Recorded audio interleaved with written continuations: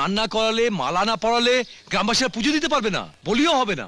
মায়ের মাথার একটা 1.5 কিলো ওজনের মুকুট আমি বানিয়ে এনেছি, আপনি পুজোটা করে ফেলুন। এই মন্দিরের নিয়মানুযায়ী আগে রাজা বাবু মাকে নিজের হাতে স্নান করিয়ে স্বর্ণমালা পরাবেন, তারপর বাকিদের পুজো হবে। আমি কারোর জন্য অপেক্ষা করি না। তাছাড়া মার গলায় ওই 1 ভরি স্বর্ণমালার চেয়ে আমার তৈরি 1.5 কেজি ওজনের সোনার মুকুট পরে মা অনেক বেশি আনন্দ পাবে। যতই ছেলে বড়লোক বাড়ি থেকে বড়লোক বউ নিয়ে আসুক না কেন, মায়ের মুখাগ্নি কিন্তু ছেলের হাতেই হয়। অর্থের অহংকারে অন্ধ হয়ে পয়সা খরচা করে আপনি সোনার মুকুট কিনতে পারেন, কিন্তু মায়ের কাছ থেকে সন্তানের ভক্তি কিনতে পারবেন না।